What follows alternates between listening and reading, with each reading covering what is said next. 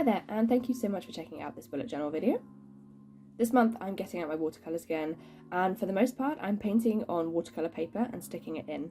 I do sometimes paint straight into my journal, but the design I had in mind this time required layering the paint, so it needed to be made wet and dry out before the next layer several times.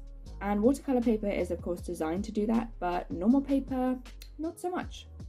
My inspiration for March maybe doesn't match the season this time.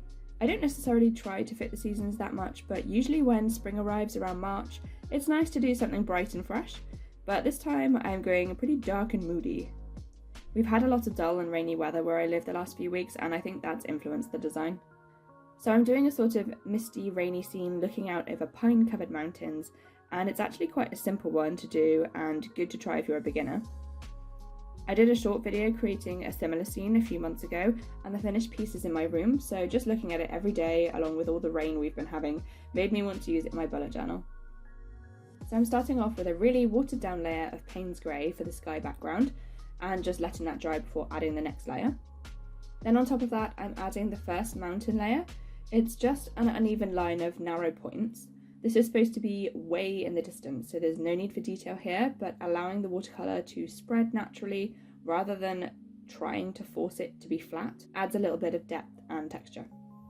Then the third layer is created in the same way but with slightly darker paint. The fourth layer is a little closer, so the trees are a bit bigger, and rather than being solid triangles, they are created by doing a scribbly motion with the paintbrush, starting from a point and getting wider as you go down, and then just joining them all together as part of the mountainside. I have this memory from when I think I was about 3 or 4 years old, and I went on a trip with my preschool group, or kindergarten I suppose it's called in other countries, and we went to an arboretum and it was raining, and I remember running around in the puddles and picking up huge leaves and just how green and beautiful everything was. And I wonder if maybe that was when my love of trees and also trees in the rain was born. I guess that's what they call a core memory. At the bottom at the very front, I'm doing a shallow grassy hill. I actually didn't like the first colour I put down, it was a bit vibrant. I didn't feel like it fit the colour palette of the piece. So to change that, I just got it a bit wet and blotted it off with some kitchen paper, and then went over the top with a bit more of a muted version.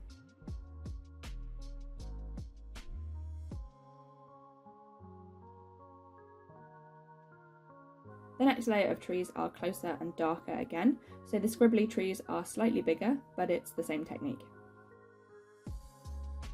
Speaking of rain, it was absolutely pouring while I was filming this video, and the camera did actually pick up the sound of the rain on the roof of my studio, which is kind of just a shed in the garden, so the sound comes through really easily. So I'll leave you with the calming sounds of the rain while I finish this painting.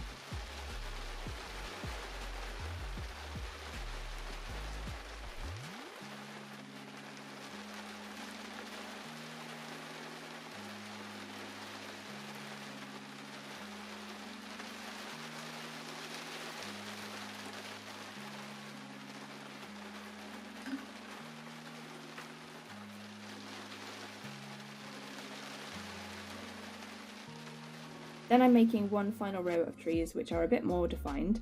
It's still a scribbly sort of blobby motion with the brush, but I'm leaving some gaps in the shapes to give the illusion of branches. For the final layer, some much closer and bigger trees are going in the forefront. I start off with painting the trunk, which also determines how tall I want the tree. Then starting at the top, I add branches all the way down, starting from a point and getting wider as I go. It's really quite hard to describe how to paint these, but speed is kind of your friend here. The quick brush strokes emulate the random nature of the branches. Then next to that I add a slightly shorter one in exactly the same way, and make sure as I go down some of the branches do overlap. If you try and leave space between them, it kind of would just look a bit unnatural. All the tree layers are the same colour in this piece.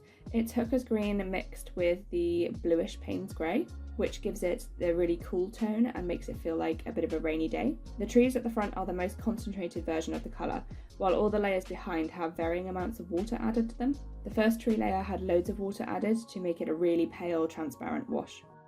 Okay, so the painting is just part of my front cover. So while that's drying, I am drawing the first page. And I'm starting off with this leaf branch motif to one side. I'm using a 0.1 fine line nib to first draw the outline, and then to add a bit of shading to each leaf. I'm just doing that by drawing a few rough lines from the tip and then the base of each leaf, but not joining them in the middle. The inspiration for this part of the page comes from Tina's diary. I'll link her below in the description. She's such an amazing artist, and I've recently seen her posting some really beautiful paintings of windows to Instagram. So that really sparked the idea of using my moody raining painting as part of a window scene. But I couldn't just paint to the scene in a window. Oh no. I had to make things difficult and time consuming. I say that like it's a bad thing, but I love it. I just love the creative process and the outcome, so I'm actually not complaining, but I do wish it didn't take quite so long. Just tucked behind my leaves, I'm starting to draw out a nice big arched window.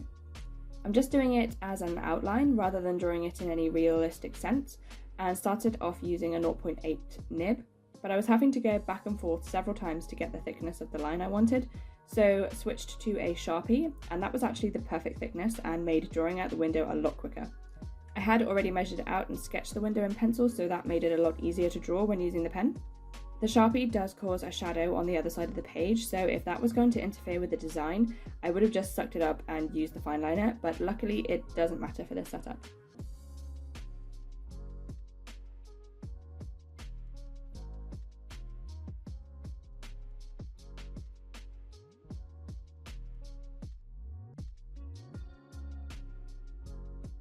Then comes the really fiddly bit of cutting all the white space to leave just the window frame. I do actually quite enjoy paper cutting, and I do quite intricate designs for people's weddings and life events, so this is quite simple in comparison. But the lines that I'm leaving are very narrow, so you need to take care not to rip any of them. I love how it turned out. The thin black lines are so delicate, but when I put the painting behind, because it's quite dark, the black lines didn't show up quite as well as I would have liked. But overall, I'm really pleased with it, and for me it captures the feeling of looking out of a window at a cold, rainy day. You can kind of see there's a few white edges in the frame here and there, and I was going to touch them up with the black pen, but I actually decided to leave it because it sort of highlights the frame a bit more and stops it completely blending in with the dark trees. To finish off the page, I needed to add my title below the window, and to match the moody vibe, I went for a bit of a dark academia style collage. I stamped out March on a craft paper tag, and then layered that with scraps of book pages, this fancy frame sticker and some washi tapes, and finished it off with a few decorative stamps.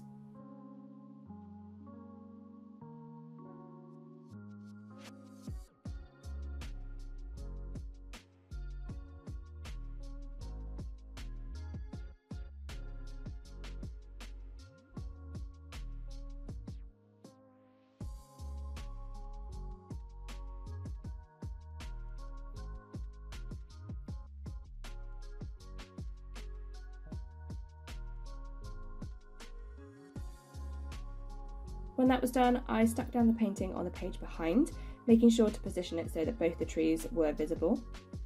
Initially, I was going to stick the two pages together, but I actually think it looks better with them not being super close, and the slight natural gap between the pages casts a bit of a shadow. So I kind of felt like I needed to do something else with the page and not just leave it as an off-center painting, so I decided to make it a quote page. I did another tree branch drawing and placed it growing up to the right, which I think balances out the page quite well and leaves a space underneath for a small quote. I wanted a quote to do with rain, so when I was scrolling Pinterest, I found a really nice simple one, which is, "There is peace in the rain," which really spoke to me because I do find steady rain really peaceful. And it's one of those sound effects that you hear on like sleep apps and videos that are supposed to be calming and relaxing. I love how rain dampens other noises in the world, and just the steady pitter-patter of rain hitting the floor or the water is just really gentle and really calming. Although I love sunshine and blue skies, I do love the rain a lot too. Going for a walk in the rain is such a vibe. I love it as long as it's not windy though, because that can get a little bit damp and unpleasant.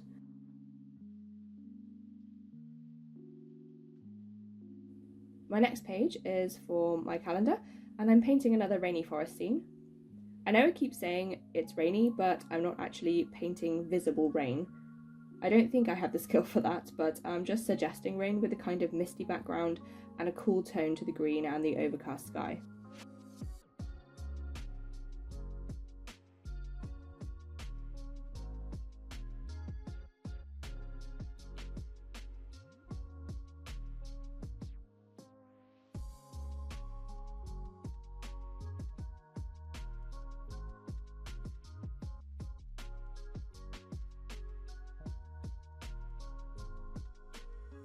I'm drawing my calendar with the slightly chunkier 0.8 nib, so the lines are quite bold, mimicking the outline of the window on the cover.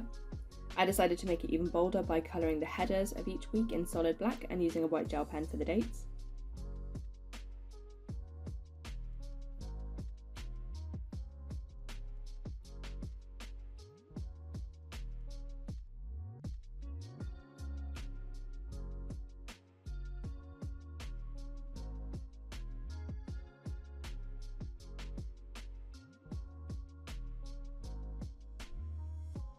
Now that the second painting is dry, I'm going to use a ruler to rip it in half, and then I can stick a piece to each side of my calendar.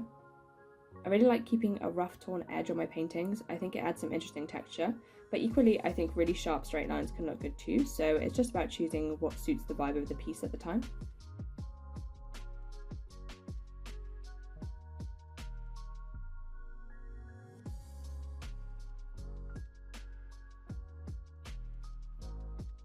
In the gap at the top, I created another title in the same way as I did on the front cover, and just to balance it out, I added a couple of washi strips to the bottom of the page too.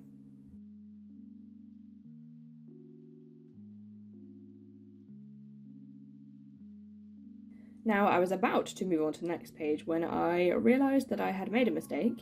I had actually intended this to be a Dutch door and the painting on the right side to be on the page behind, but it's pretty easy to fix this. I just used my craft knife to cut the page, and then I gently removed the excess dot grid paper from the back of the watercolour paper and stuck it to the right page. It doesn't really affect how the calendar page actually looks, but it means that my next page can also have the same decoration without me having to do the whole painting again.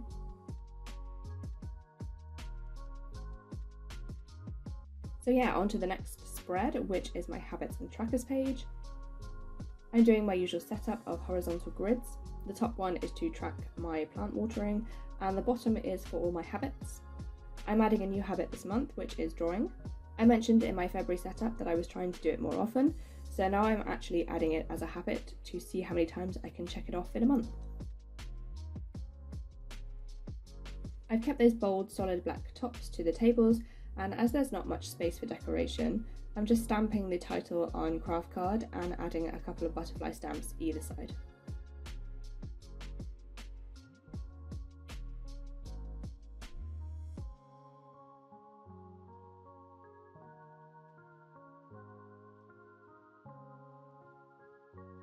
For my next page, I'm moving on to a to-do list, and this time I'm doing painting again, but I'm just going straight in onto the page. I was just going to add a layer of simple trees to the bottom and not really do too much layering, so I felt like the paper could handle it. I'm starting off with the same watered down version of the paints I used before, and just using those scribbly triangle shapes to create a base layer. And then once that one is dry, I'm just adding one more layer of more defined trees with the really dark paint. I feel like this spread was already taking me quite a long time with the painting. The paintings themselves don't actually take that long. It's more the wait time for each layer to dry that makes it quite a drawn out process. Because the shapes are so simple, it's actually really quick to construct the whole thing, but yeah, just the drying time is what takes a while. So once my painting was finished and dry, I decided to add my title. And again, I just layered up bits of old book pages and washi tape and stamped out my title on craft paper. I really like the brown of the craft paper with the green colour. I think they complement each other really well and bring a little bit of warmness into the spread.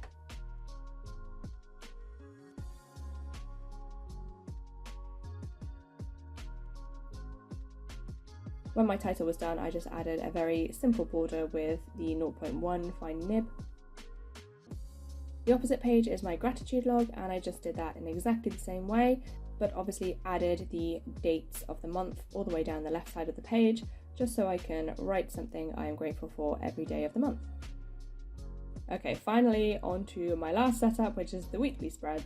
I'm keeping the setup itself fairly simple. I've just done 6 boxes in the centre of the page, just leaving a bit of a band at the top and the bottom to add some decoration. And again, colouring in the tops black so that I can write in the titles in a white gel pen.